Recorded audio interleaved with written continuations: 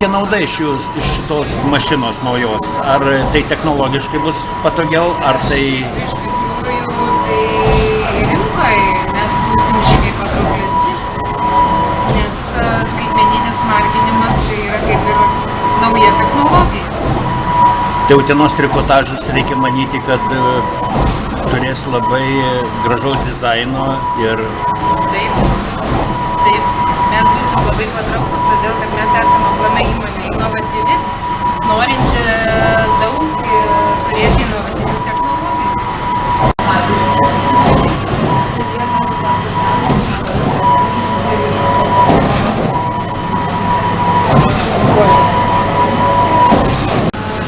Gerbiamas direktoriau, jūs investavote nemažą kiekį į naujos gamybos mašiną.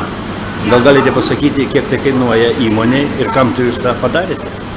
Jo, šitas renginys yra italų gamybos skaitmeninio marketingo linija, kainavusi apie 400 000 eurų investicija. O reikalinga taip paprastam dalykui, tai yra sukurti naujus gaminius, kurie yra spalvoti, ryškus, naujoviški, patrauklesni. Mes žadame į naujas rinkas. Ačiū.